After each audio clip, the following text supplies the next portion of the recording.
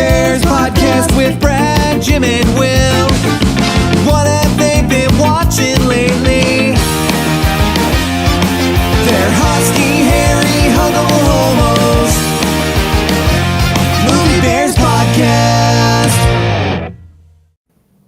Hello all and welcome to the Movie Bears podcast. I'm Brad Harrison. Each week, well, most weeks, with my fellow husky, hairy, huggable homos who love films just like I do.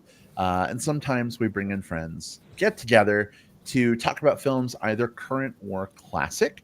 And this week we've definitely got one from the current column, but also kind of a little bit classic because it stems from some classic movies, which I'm sure we'll talk about. But that movie is Furiosa, a Mad Max Saga. It's Furiosa, not Furiosa. Wait, no, how does that work? Furiosa, not Furiosa. We'll get it right eventually, I'm sure. But we got two wonderful people who are going to help me to talk about this film. Jim Pugliafico is with us in the virtual studio. Hey, babe, what's going on? Hey, I'm here after a nice long holiday, busy but nice holiday weekend. Back to get, I'm looking forward to getting back to, regular routine, and this doing this podcast with you guys is a good way to kind of get back into those things that make me feel grounded again. It's a nice staple of the week. I'm always a little bummed when we have to shift or flex our plans because it makes my Tuesdays very happy days indeed. So I totally get that, Jim, but so glad that you're here, and also glad that our other co-host is here as well. Hey, Will, how are you? Oh, what a day. What a lovely day when I am podcasting with the two of you.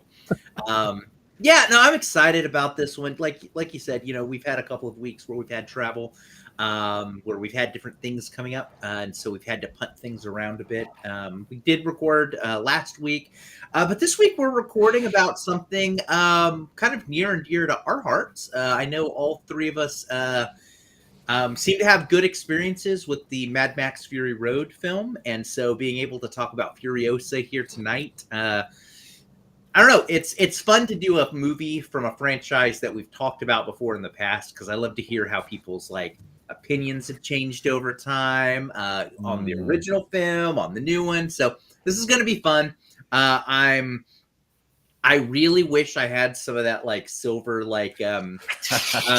foods. I mean, and not real spray paint, but food spray, so I could do it on air, but I don't. So here I am, just sort of not ready to go to Valhalla as we do this recording, I guess. So I have powdered sugar covered cookies and cream Muddy Buddies. Could I just smear the sugar all over my lips and beard and call it spray paint?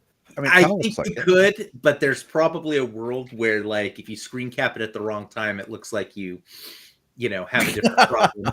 So I'd be careful about that. Bring out the war boy in you. Is it? Yeah, war boy, I think. No. War boy? Cocaine boy? Whatever. Yeah. Fair point. All right. Well, we do have some folks who are hanging out with us live right now. Welcome to the show. Glad to have you here. Always cool when folks tune into the live cast because we get to hear your comments and maybe read and share some of your thoughts. We don't always get to read all of them, but feel free to say hey, drop some of your thoughts on Furiosa, a Mad Max Saga, as we dip into our review, and maybe we can share out some of the things that you share. But if you are new to the Movie Bears podcast, we like to review films spoiler-free for about 10 to 15 minutes or so. Those surface level, non-spoilery thoughts that we got to get out, we like to put them out there.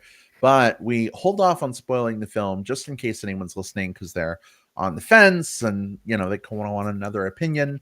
Hopefully that's helpful. But we will give you fair warning before we go into spoilers. So if you haven't seen the film yet, don't worry. Unlike other podcasts who shall remain nameless, we don't say spoiler-free and then spoil the shit out of you. Except in the ways we like to spoil you with our love and adoration. Anyway, I'm done rambling. Jim, Will, are you ready to review this thing? Yeah. Let's ride. Yeah, I'm not mad about it. Well, then let's pump it up to the max. So See what I did Yeah, there? yeah. Mad Max. Yes. I hope it didn't put you guys in a fury. Oh, Okay. I know. they These just get puns are better. They don't Yeah. get better, do they? Yeah. they, Let's just get down the road and start this one. we might as well because we're getting into a wasteland right now. Okay, you know what? No, that's enough. We're done. Here we go. Our discussion of Furiosa, a Mad Max Saga.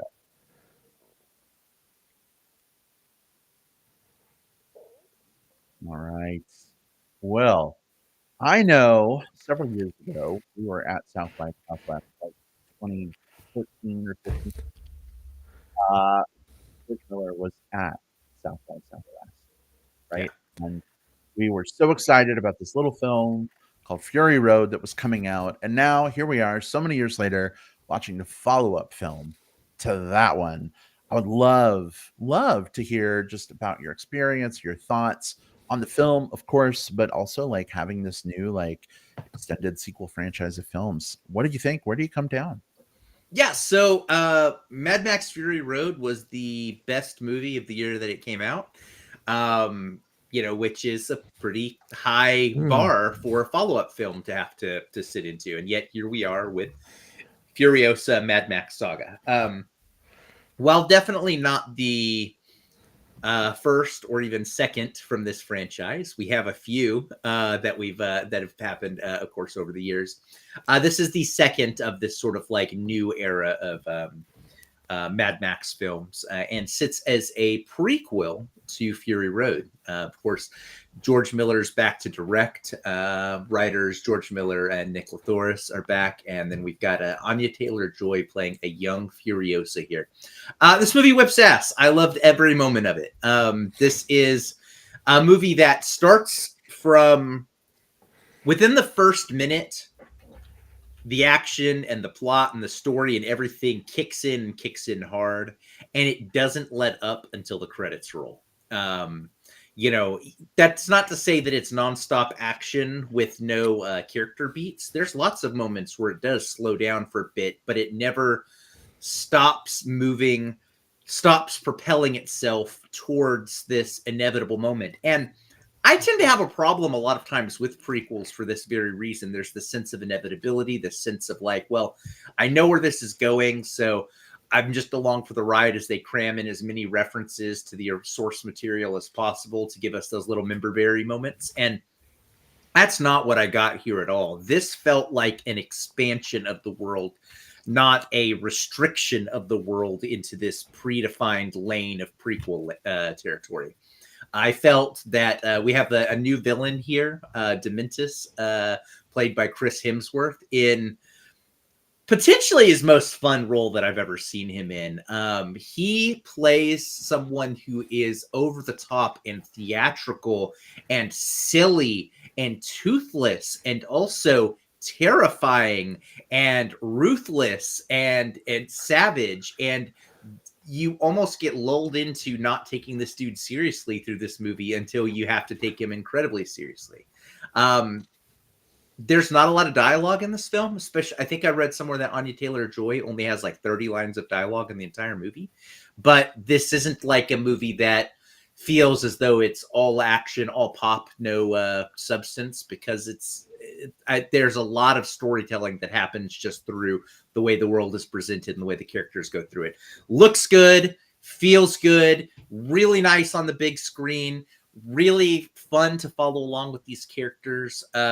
I really find it hard to find too many real faults with this film. Not enough people went out and saw it this weekend, unfortunately. This is a really rough Memorial Day weekend for the box office. What I do recommend to anyone who is on the fence about this is go see it right now. Like, it is really damn good, and we take for granted this type of movie, and we should celebrate this type of movie when they come out. So yeah, Furiosa is the goods, and I hope everyone else has as good a time with it as I did. All right. Well, thanks so much for sharing your initial thoughts on the film. A whole lot more to come, I'm sure, once we get into spoilers. But let's switch gears a little bit and hear from Jim. Jim, this one landed really high for Will. How about for you? Yeah. I didn't. I mean, yeah, I loved Fury Road when we saw that, and so my expectations for this were fairly high. I mean, George Miller is the goods, right? He always brings it, and certainly in this movie he did too. This movie is fantastic. I think, um, for an action film, summer action film, you're not going to get much better than this. There isn't just action in this movie. This movie tells its story. This we talk about this all the time, but this is the show and not tell style of filmmaking, right? Or storytelling where the plot unfolds in front of you. There's not a lot of as Will said, there's not a ton of dialogue, especially from the lead character. I can imagine Anya Taylor-Joy getting the script saying, "Oh my God, I got top billing and I only have to say 30 lines. I'm in." But I mean, you got a great performance from her and just her eyes, right? She's got amazing eyes, and I think George Miller and his cinematographer take full advantage of that. Chris Hemsworth was so much fun in this. I really love to see him just chewing up every line of dialogue that he had. Looked like he was having a blast with this character, Dr. Dementis.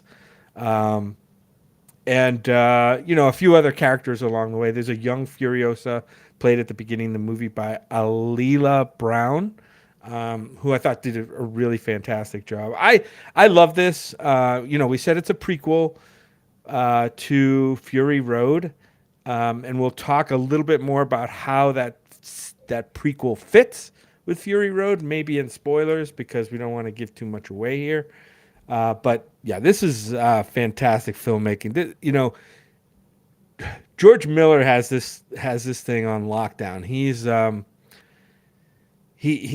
I don't know what it is, but he's got a great imagination. The action here is incredible. I have one minor nitpick that I will get to with some of with really just one of the action set pieces. The movie comes in a little bit long, but there's a lot jammed in here too in terms of what you're going to get. So, yep, fantastic. The sound design here, amazing. I mean, see it on as Will said, go out and see this film on the big screen. It's not going to have the same impact in your living room. I don't care what kind of sound system you have. Go out and see it on the biggest screen with the best sound system you can. It's a kick-ass time. Awesome. Loved it. All right. So landed pretty big for you too, babe. Thanks so much for sharing that with us. I'll just say this. I really loved it. It was really, really a great film in so many ways. But I do want to just kind of add on, Jim, to something that you were saying and then bank a lot of my time for spoilers. Jim, you mentioned that the movie feels like it runs kind of long. I watched Fury Road a few weeks ago when we were on a trip. I watched it on the plane. So it was really recent in my memory. And then watching this movie, man, by about like halfway into this film and like, the repetitive, like we're on the road, crazy things are happening, vehicle battles. I was just feeling a little like road weary, I think, having just watched Fury Road a couple weeks ago and then this one. And maybe that's because I watched them so close together. Like if I were to watch this one a couple years from now, like, separated from that, maybe I wouldn't feel the same way. I'm not sure. I just think I was hoping this movie was going to do more interesting things, like not on the road. But that's kind of the premise of this whole franchise, right? Like the wasteland and the crazy things that happen. But I kind of like some of the Game of Thronesy, like politic type stuff that this movie did bring in. But I wanted to see more of that. I needed less road action sequences and like more detail about like what was going on at the bullet farm or like somewhere else, different locations that were visited. I don't know, just a better blend of the two, or just less of the action may have been helpful. So we're already getting another one of these. George Miller, I guess, is creating a third film, and I don't know, what all is out there about it yet. I just hear that it's been confirmed, but I hope that movie maybe does a better balance of like the action versus like the intrigue. I get it. Mad Max is an action franchise, but after a while, it just gets a little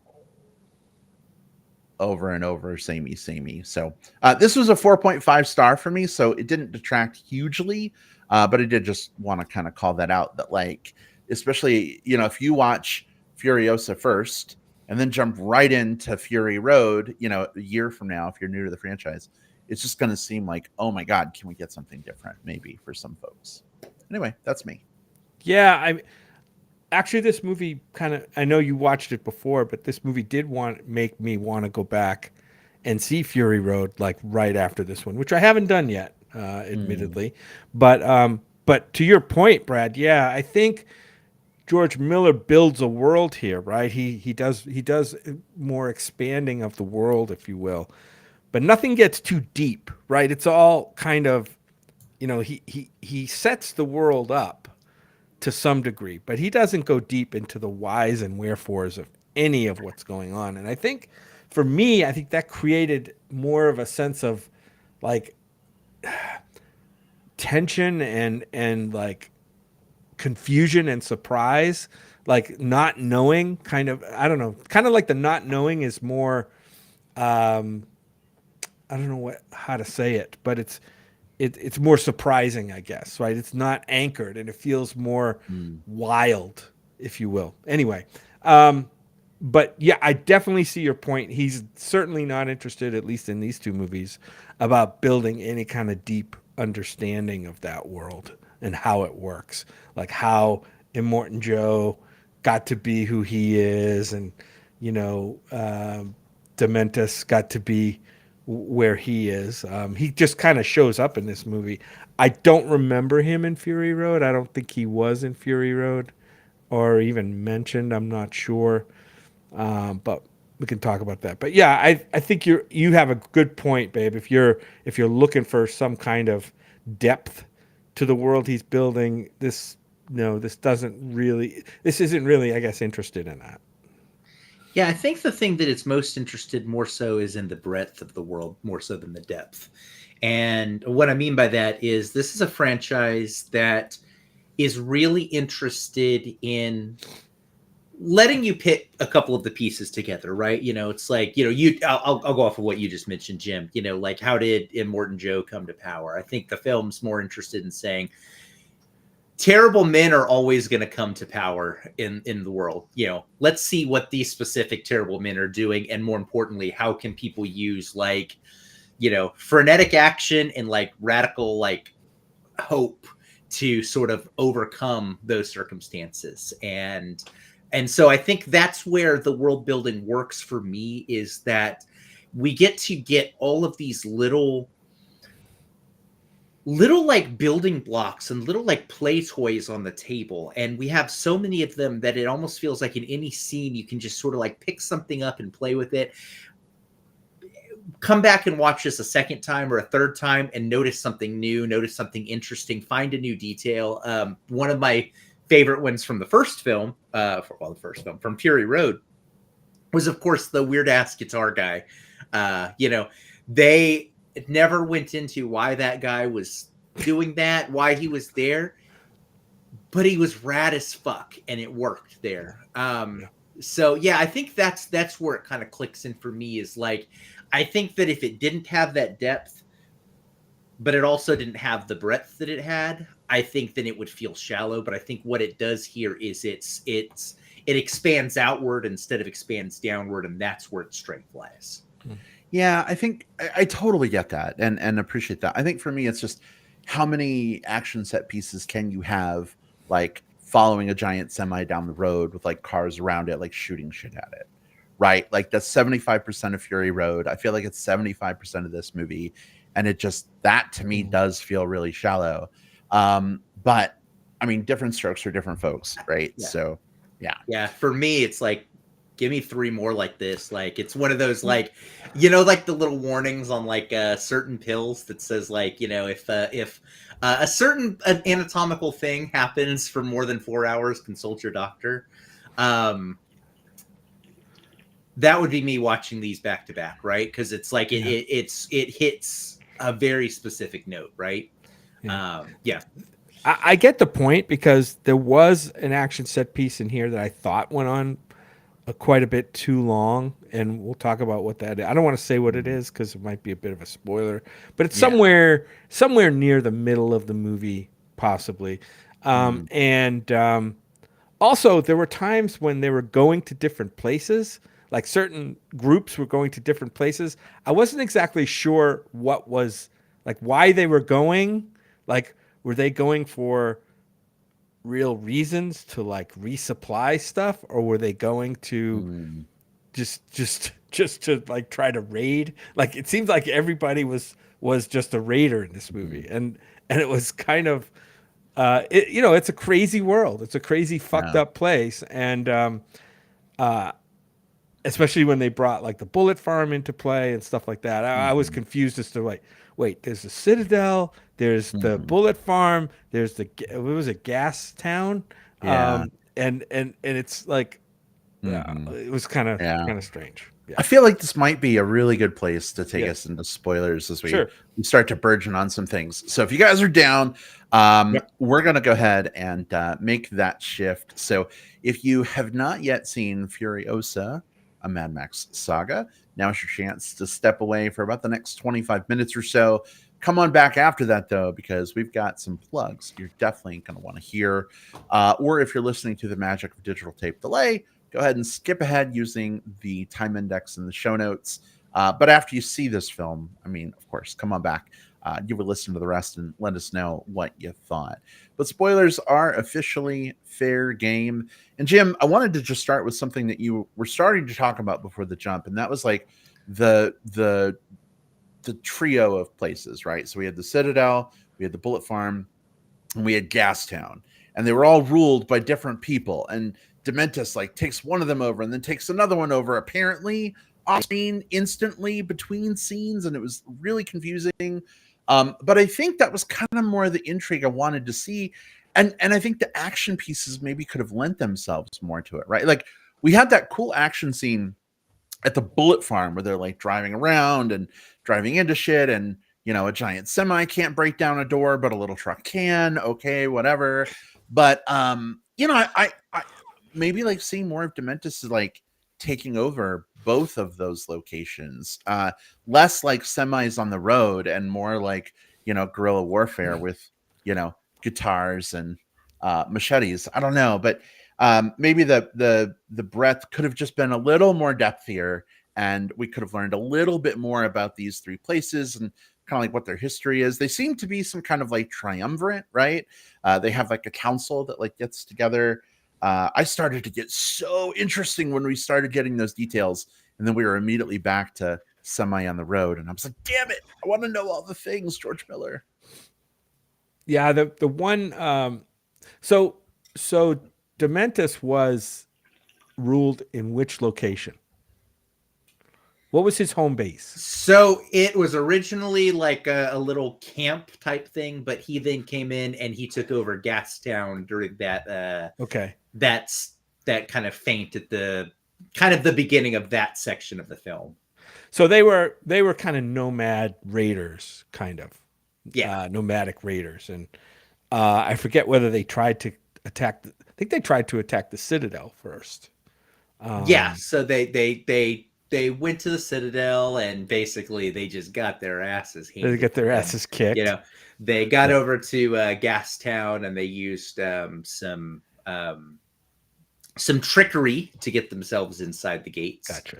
And then at that point, since he now controls, is holding hostage Gastown at this point. He hasn't technically taken over.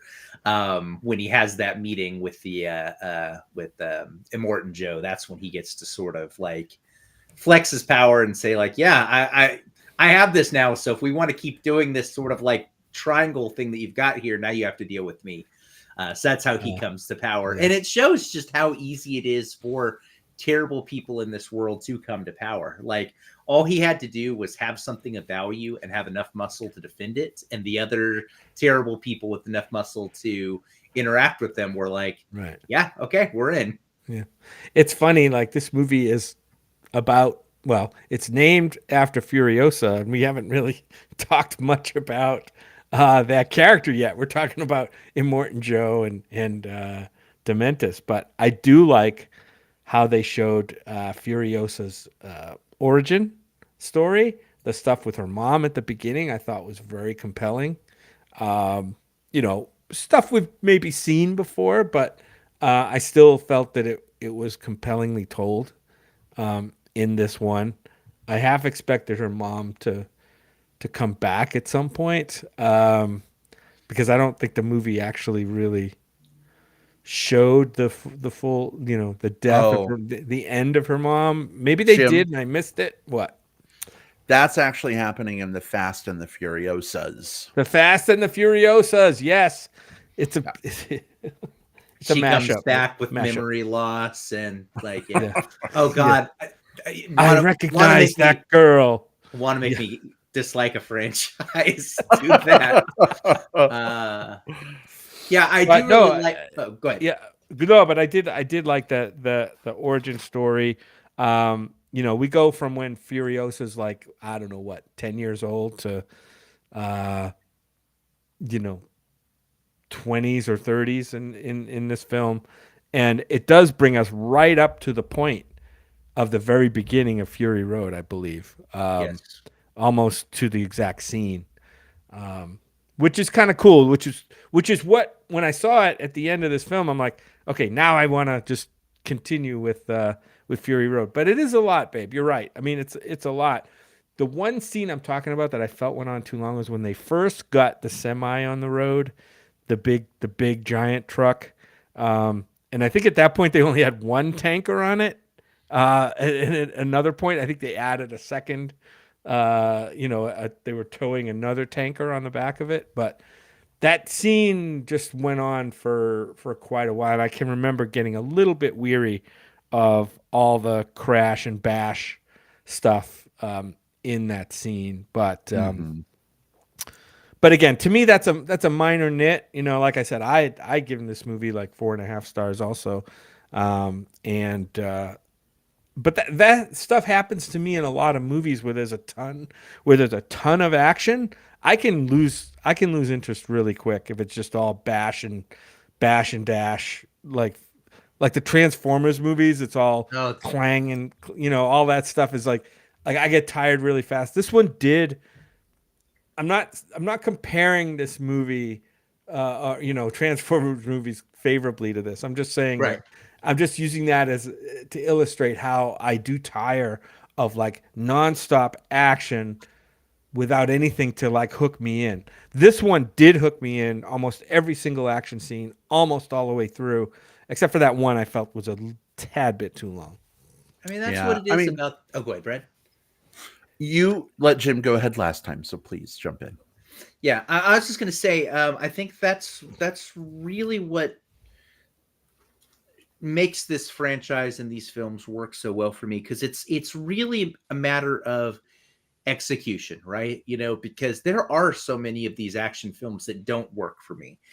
You mentioned the Transformers ones, and those always feel so hollow. And there's a couple of things there. They're hollow, but they're also not visually interesting to me, right? And it's not CG versus non-CG. There's great CG, there's bad CG, there's all of these different things. I'm sure there's CG in this film too. Oh, 100%. There's tons of CG. This thing is chock full of it, and it's chock full of practical effects. And what it is for me is, though, it's coming to something with intention and how well you execute upon that intention, right? When you see the action sequences here, you never really lose sight of who's doing what where, right? Whenever you see a shot, it's sort of in that, like, you can pause almost any frame and it's going to look visually interesting. It's going to look badass. It's going to visually communicate the story. And I think that's what's so cool here. It goes to, like, you know, it goes to one of the great things about any type of genre. It's like, you know, if you're a drama, you don't have to be the funniest movie, because that's not what you're doing. If you're a comedy, you don't have to have the best action, but you have to be good at what it is that you're doing. And I think that's what George Miller has somehow just, like, I don't know, like, brain merged on like a cosmic level with. It's like, how do I make action films work in a way that I don't think a lot of other people are really doing these days? So yeah, to that point, I think that's why, if we're quibbling over a half star here or there, that's, but I think that's where all three of us are probably landing on fairly favorable on this, is because it's execution and how well it's executed. Mm-hmm. Right. Yeah, we're sort of living in that like three-way like overlap of our Venn diagram, right? And I think that's where most of the goodness in these films lives. So that's definitely a good thing. Jim, you mentioned Anya Taylor-Joy earlier. And yeah, I think she did a really great job here. I do wish that her character had a bit more to say. It was a lot of like, cold looks or confused looks or like close-ups when she's like studying something with her eyes. The dialogue that we did get, I definitely enjoyed from her, and I liked sort of that like that icy approach that kind of melts when she meets Praetorian Jack a little bit, like when they kind of form that relationship and that back and forth. That's where it got super interesting to me outside of the politics that I mentioned earlier. And then, of course, after the big action piece of Bulletown, that thing goes away, right? But we do get up to the point of Fury Road, and then we see Charlize Theron, at least from the back. I don't know if we saw her face. I'm wondering if it was like unused footage from Fury Road of like loading the girls into the truck, or if they like reshot it or added new stuff. I'm not sure, but I do think that like this puts Fury Road in some really cool context. Like, I'm actually looking forward to watching it again, Jim, if you want to watch it again, even though I just watched it 2 weeks ago, because now that I have a better understanding, even though it wasn't very deep, now that I have a better understanding of like Gastown and Bullet Farm and like all the other things, maybe that will help inform some new things too. So looking forward to that. Also, I feel like we got to talk about it. We're in spoilers. This is okay to do. The Mad Max cameo was actually the stunt double for Tom Hardy, and not Tom Hardy, but we did get to see Mad Max. Nor Mel Gibson. Yeah. But he was up there with Interceptor, like eating fruit, while Furiosa was like dying in the desert. Right. Did he take her to the maggot farmer, or did the maggot farmer come and get her and he was just watching from above? It was a little unclear to me, like what it was trying to insinuate. I just took it as, and I could be wrong on this, but I just took it as just sort of like he was observing. He wasn't even like Mad Max is like did not know Furiosa before Fury Road. All this really was sort of like this was kind of an Easter egg of like, It was kind of, yeah. It was, where's Max? Oh, he's kind of in the area too, I'm not sure. I don't know how many people might have even caught that. I mean, that it was intended to be like a Mad Max cameo, or Easter egg, if you will. But it was kind of interesting how they did that, and but yeah, I don't think he actually, babe. I don't think he did anything. I don't know, or maybe he did. But we're led to believe in Fury Road that that's the first time he meets her. Right, but wasn't she like 15 though in that scene instead of 25? So like they were both younger. She wasn't an adult in that scene, right? Correct. Her hair was longer, and but she had lost her arm, right? Not yet at that point. She had not lost it yet. She had both arms. Okay. Huh. Yeah. Plus, So she was maybe- unconscious, so she wouldn't have. If he did drag her in, she wouldn't have known him. So No, but the question is whether he recognized her from no, I previous understand encounter. that. Yeah, but hard to say. Speaking of the arm, though, one thing that I really loved with this film was the fact that she's like the whole movie, right after she's been like kidnapped and stolen, she's creating this like map back to her home, like based on the stars, and then she ends up having to let that arm get like torn off so that she can escape and get her revenge. So she sacrifices her own way home in order to do that. I'd have been looking for that arm afterward, but probably not going to find it. Right. It shows us, and I think this is the fun thing about her character arc between these two movies. We see her as this. We start off in Fury Road. She's this like basically badass, like what do we want to call her? Like maybe like lieutenant-y type person. You can tell that she has a position of power within the ranks, although it's because she's like capable and respected for like doing some badass shit. And then all of a sudden, like, oh wait, she's trying to help these women escape. She's a hero. Let's figure this out. Here we get to see that whole arc of her, you know, where she came from in the green place. We get to see her scrapping and surviving and being at every step of the way some sort of version of like resourceful or strategic, or just, I think more than anything, just gritty to survive in this world that's outside of the green place. And so we can see how Furiosa became Furiosa. Like that's why this is Furiosa Mad Max Saga, is because we get to see her become that through the course of all of these little moments all the way through, but without it feeling. There was something that, like, so we got to see like where she lost her arm and got the robot arm, but it didn't feel like, it felt very earned here. It didn't feel wink wink nudge nudgy the way that sometimes these things do. I think back to Solo as kind of the most egregious of those, where we had to figure out how we got his blaster and how we got his dice and how we got all of these different things all the way through it, and they never felt earned. They felt like they were checking off the list. Did something happen to my audio? Yeah. If anybody else see that? I'm getting lost connection.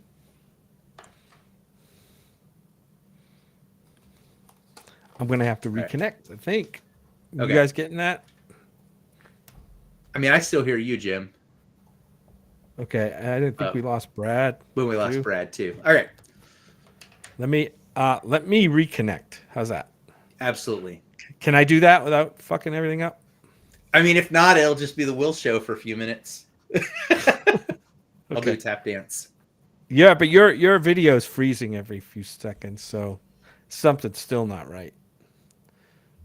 Let's see. Yeah, Brad just messaged, said he lost his connection. All right. This is where we put up the little thing that says, "Pardon our dust, technical difficulties." And yeah. All right. There we go. Hi. Hi. Hey. I lost my connection. I don't know what happened. Will, you went all robotic. Jim, you started asking if something was going on with Will, and then it just dumped me out. Yeah, it seems to be back to normal. I was going to reconnect myself, but it doesn't look like I have to do that at this point. Yeah. So, Will, do you just want to back up to like what you were talking about? And just at the very end.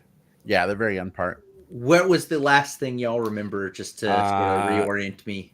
Something about Furiosa, Mad Max movie. Yeah. Okay.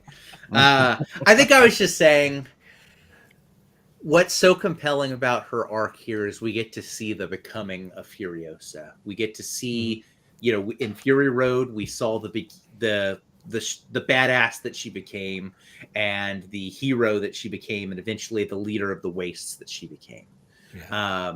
Here we get to see the arc that got her to that point, right? So we get to see her grow from a child of a, I don't want to say utopian place, but probably as close to that as you can get, to someone who has to scrap and survive and just sort of be gritty through the wastes.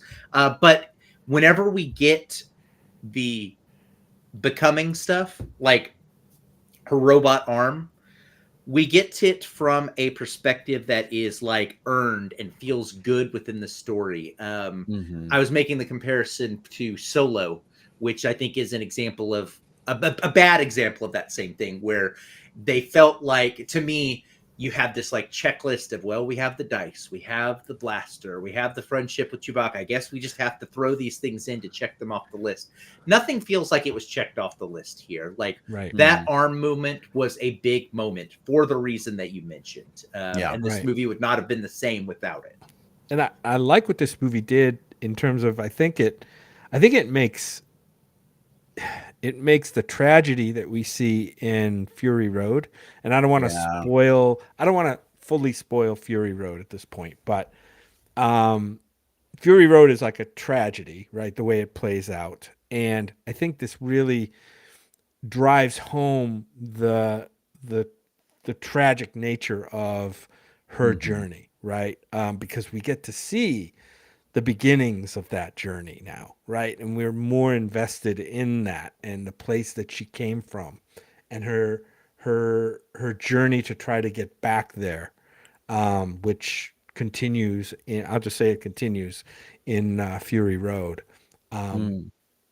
And again, not seeing it for a long time, I think the tragedy of Fury Road will hit harder after this one. So it's great how they've not only done great storytelling within this movie, but I think it's great storytelling over the arc of the whole. At least these two movies so far. And we'll see what the third movie brings. It's called The Wasteland, so I guess it's going to be chronology wise. I think it's going to be after Fury Road. Not sure, but Yeah, it's supposed to be not after Fury Road. It's a year before Fury Road. So it's another prequel movie. It takes place in between. that's weird because this movie goes right up to the moment in that Fury I Road know. starts. No, there's a lot of places you can explore in there, because if you think about the Wasteland, it's really not just Fury Road. There's all the stuff with the three cities. There's the Thunderdome. There's all sorts of different stuff that you can do, and there's new stuff too. It's just sort of a matter of where you want to put your Mad Max. I think Fury Road is supposed to be like the ultimate coming together of Mad Max and Furiosa, right? And then we'll get a movie with both of them after. It's like Godzilla and Kong, this whole dance that they're doing, right? Like I see it like that. But listen, I just had a big chuckle. Well, actually, real quick, Will, go ahead. Well, you just mentioned Godzilla and Kong. Didn't that one also feature sort of the origin story of one of our two main characters getting a robot arm? Mm-hmm. Sure did. Yeah. There you go. I just rule 34'd myself. Is it rule 34? Where like anything exists on the internet? So I was just thinking about like the names of the movies. Then I was like, okay, the first one is Furiosa. The second one is Fury Road. So Fury is a shortened version of like Furiosa. I'm like, so the last movie has to have fur in it. And then I was like, fur, like furries. Oh my God, what if it's Furiosa? And so I Googled Furiosa. Yeah, well, you got it, Furry Ursa, but I was thinking Furiosa. And oh my God, don't Google Furiosa. I'll never unsee that. Love to my furs and my furry friends. I wasn't in the right headspace for that, so I did it to myself. That's the thing about the internet. It is a wonderful, magical, terrible, creative. Like, it's the internet. Yeah. Oh goodness. All right. Well, I think we're all excited for the Wasteland movie to come out. It's going to be several years, I'm sure, before we get that. But these last two films have just been fantastic. I really want to go back and like watch them all from the beginning, like starting with the Mel Gibson movies and then like kind of watch them in order up till Furiosa, right? But yeah, we'll see what we get with a potential third film here. I mean, I read that it's like greenlit, that it's happening, that it's moving forward, but I think it's super, super early stages and not much has been announced beyond it being a prequel film a year before Fury Road. So interestingly enough, I was looking just now at because I said earlier, like, oh, this is my favorite film of the year it came out, where Fury Road was. So I went and I looked at my 2015 films, and there's another kind of weird coincidence happening this year. So I'm looking at my top 10, and one of the films there was Mad Max Fury Road. We have the next film in that franchise. That was 2015. That was 2015. Oh and my fucking God. Here we are, 9 years later, we get the next one. Wow. That was also the year that Inside Out came out. And getting Inside 9 years later, we're getting Inside Out 2. So I thought that was pretty interesting. Just like, if depending on how the year goes and how good both movies are and how things go, it would be really weird if I have Inside Out and Mad Max in my top 10. Again, I haven't seen Inside Out 2. It could be great. It could be bad. I don't know. But I just think there's some weird parallelism there. So there's this blending in my head happening of the two properties right now, where like we see Furiosa and she's got like this devil stare on, and then we zoom inside her head and like all the emotions are like missing an arm and have like robot arms and like Mad Max jewelry and like I would watch that. You know that the anger guy. You know that the anger guy with the flames on his head. He's ruling He's- the roost at that point. or he's the one playing the guitar on the front of the Yeah. truck. Like, Also, I haven't asked anyone this yet. Did when you saw Scrotus in this movie, were you getting Eric Trump vibes? Because I was totally getting Eric Trump vibes. yeah, Okay. yeah. Eric Trump. So there's two of the, I guess there's several of the Trump boys, but Rictus one of them- Erectus and his brother. yeah, Rictus Rectus and Scrotus were giving me sort of like Donald and Don Jr. and Eric vibes. Okay, Yeah. gotcha. Oh boy, And I feel like it may have been intentional because like the way they did the makeup for Scrotus is the exact same way they do the makeup for when they play Eric Trump on Saturday Night Live. Like it looked like a dead ringer. So, anyways, maybe. Not to get too political, but who was the better leader, Donald Trump or Morton Joe? well, let's see. They both have like this weird blonde hair. I can definitively answer this one Okay. because at least in the Citadel, they didn't get pissed off when people wore masks. Right? So that's my True. answer. And they had food and water for everybody, right? So everybody was fed and cared for. Mhm. Interesting. If only silver spray paint were a cure for COVID, that would Yeah. be. Who's better, War Boys or Proud Boys? Oh my God! Wow. Yeah. Ooh, speaking of the boys, Piss Boy. What was that all about? Wait, Like which one piss was? into the engine? Oh yeah, He was literally called Piss Boy, and he's like, "I'll fix it," and he holds up a bottle of urine and like dumps it into the radiator. he was trying to cool off the edge.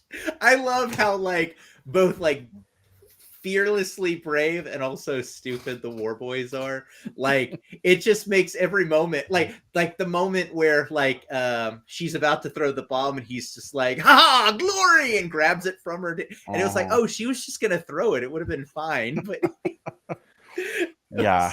so Yeah. good. I mean, I have known some Piss Boys, and it was really funny, like to suddenly have a Piss Yeah. Boy. Yeah, you just sort of like, it's like, are you flagging yellow? I mean, they're dehydrated. It's pretty orange. Let's be honest. Who's at this ever point. coming up with these names is doing a great job. Needs a raise because there's Piss Boy, War Pup, you know, Smeg. just Smeg. Yeah. Scrotus was the one that made me laugh.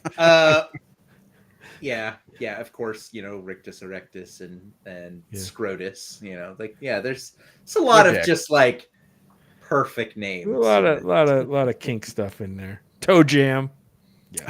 Yeah, indeed. All right, fellas. Well, what do you say we put a radiator cap on this one and move on to some plugs? Yeah, let's do it. All right. This is the part of the show where we kind of want to ramp things up and be done, and then we're like, oh shit, but plugs.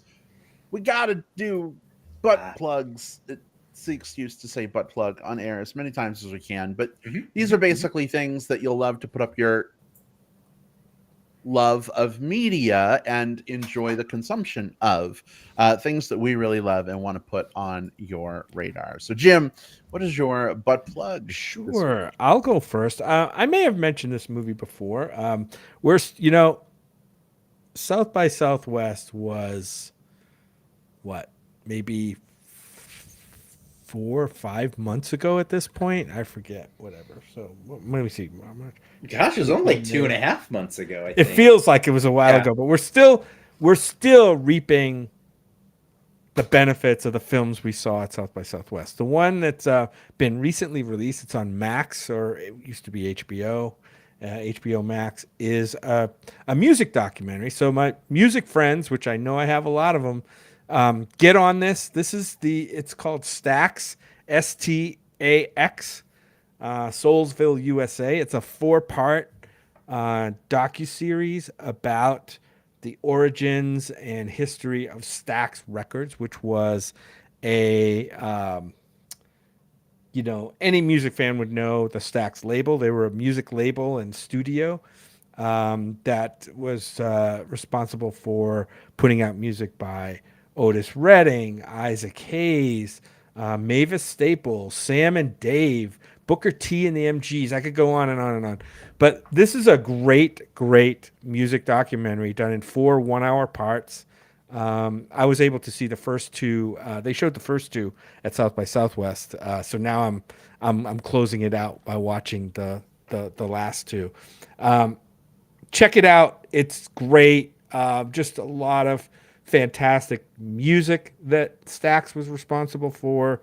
Kind of working in the shadows of the big record producing companies at the time, like Atlantic Records and Motown, and just really good stuff. Again, it's called Stax, Soulsville, USA, and find it on Max.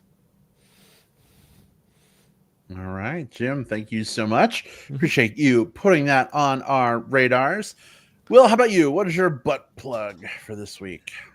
So I've seen a couple of movies that I didn't really want to plug, so I was sort of thinking like, well, what have I been watching that I've been enjoying? And it's called The Unplug, Will. The Unplug. The Unplug. No, I'm going to plug something really good. It's just not a movie. It's a television series on Netflix. It's an anime series that we've been absolutely devouring here. It's called Delicious in Dungeon. So it is a fantasy anime. So think like sword and sorcery, like there's a fighter, there's like a thief, there's an elven wizard. And the premise behind it is they are part of this high-level adventuring group. They're down at the bottom floor of this dungeon that everything takes place in. The entire series is this one giant multi-tiered dungeon that all these adventurers go into.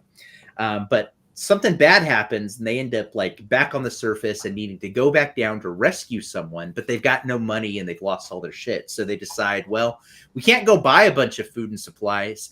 So let's just like hunt the monsters that we get along the way and like eat them. And so the idea behind it is every episode is sort of like them going on with this fantasy adventure. So if you're a Baldur's Gate fan or like, kind of love Dungeons and Dragons type stuff, you get all of that. But also as they get to each section, they're just like, oh, how are we going to try to cook this? And they make what looks to be some of the most delicious looking food you've ever seen in an anime. It is like uncanny. It is like Dungeons and Dragons meets like Chef in terms of just the way it presents the food. Also, 2 of your favorite things, babe. As the third thing, there is a one of the 4 main characters is this dwarf named Senshi, who is absolute bear bait. So just saying, you guys would appreciate all of the shots of Senshi that you see. I'll send you one via Messenger here in a moment so you can see what drew me to the show. But it's called Delicious in Dungeon. It's ongoing right now. So I think there's like 21 episodes of this like first like 28 or so episode season. It's really good. Check it out. It's good. All right. Awesome. Thank you so much, Will.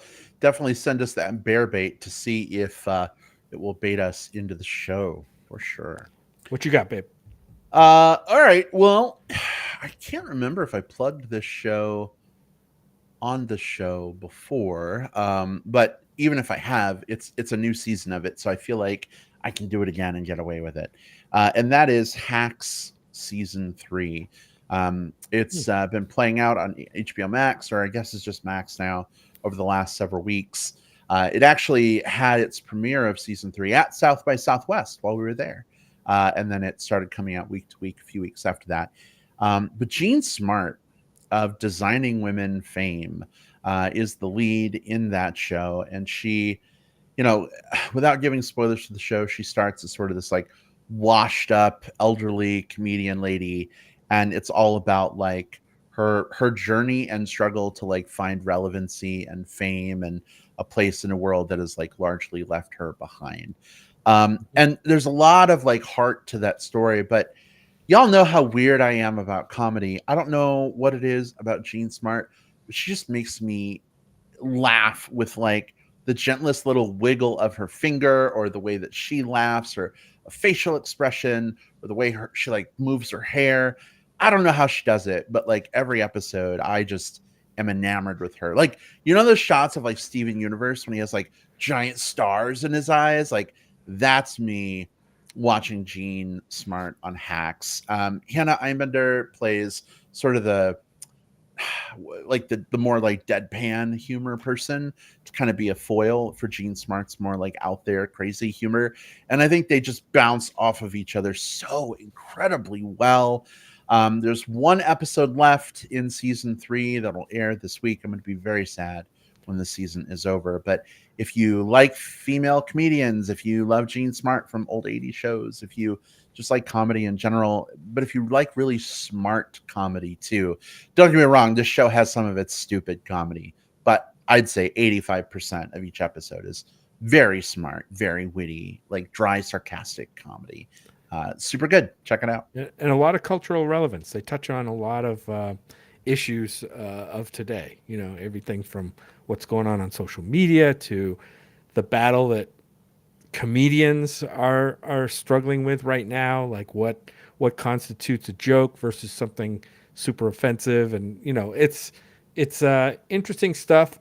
Do we know if it's going to continue after this season, babe? I would like to see it continue, but I don't know. I have not gone out of my way to look because I don't want to potentially be spoiled. I've not heard of a cancellation. But also I don't think we knew that it was getting a season 3 last year till like 2 or 3 months after it was on air. So Right. yeah, I'm not sure. Okay. Well, but, yeah. Good plug. I do really like Hacks. Will, thank you for the screenshots of Delicious in Dungeon. I think I've seen plenty of Twitter art that is just like this. Okay. I've seen Twitter art that is further than this. Oh yeah, absolutely. Yes. But this looks like definitely bordering on Twitter art. That's horny Twitter art, and I'm all there for it. Yeah, it's awesome. It's got me intrigued. And then I just shared to look at later, just like some of the different, like when they show the way they've cooked the food from like the different things, like it all looks really good too. So yeah, check it out. It's especially if you're wanting to scratch that like fantasy itch, go for it. All right, awesome. Well, seems like we got some good plugs out there this week for folks to enjoy. And you know what, listeners, would love to hear your plugs too. So hit us up on Twitter, X, whatever, at MB Podcast. Let them know what your butt plugs are. Find us on Facebook. Send us a message. Comment on a recording of an episode. Send those things our way. We want to hear them. Next week, we've got a couple things coming at you. Our plan is to review a film that actually came out and was in consideration for the Oscars. So it's been out for a while, but it had like a limited release for a long time, and then it kind of came out. Not many people knew about it and disappeared. But that movie is now out and available for you to watch. It is called Robot Dreams. It is an animated film. We are going to watch it again, and then we're going to review it. We've seen it once before. Spoiler alert, I guess. I loved it then, mostly, except for the end, but we'll see how it hits me this time. But we're going to talk about Robot Dreams, so go watch that. It's only like an hour and a half long, right? It's not super long. It's not a huge clip. It's Netflix, right? It's doing theatrical still because it is. Yeah, because when it came out before, it was, I'm looking it up right now.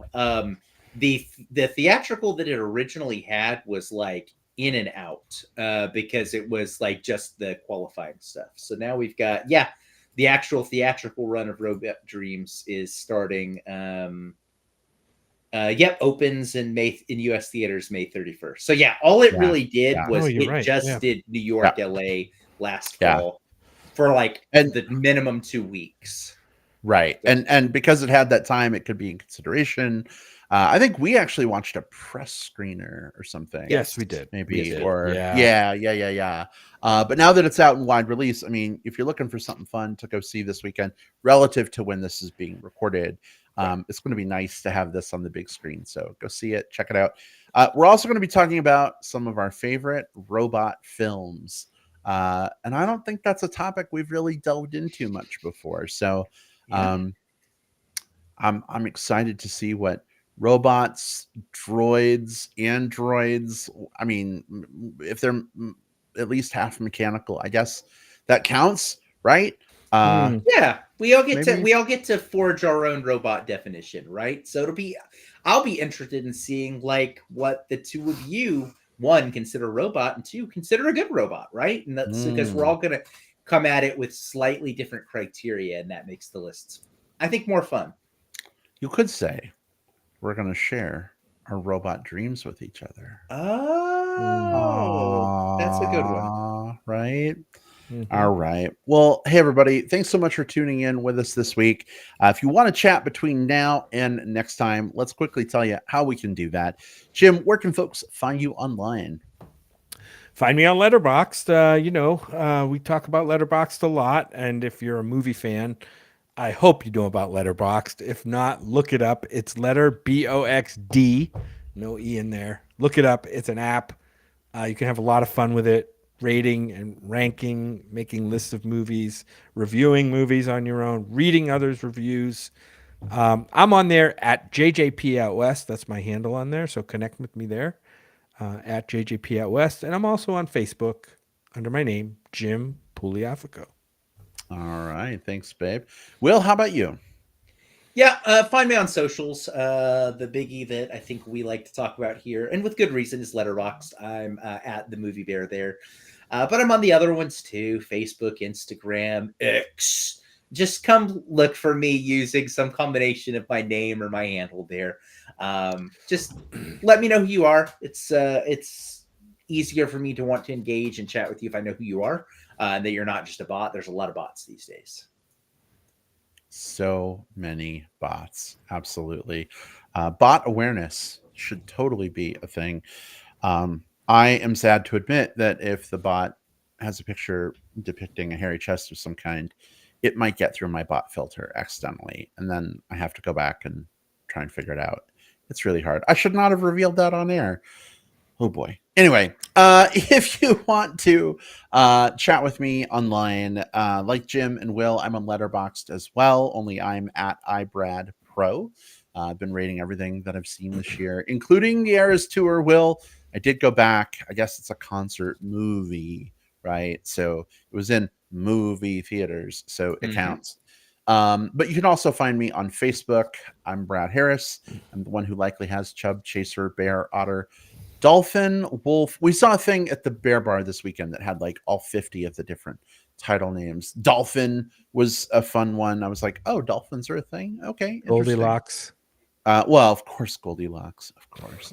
But anyway, please just send me a message first. Don't try to trick me by creating a bot with a hairy-chested photo, because we all know that I probably accept it and then have my life ruined. That should be a life lesson just in general. Anyway, thanks for tuning in, everybody. Love and adoration to you all. We will see you next time. Take care, folks. Goodbye. Bye. Bye-bye.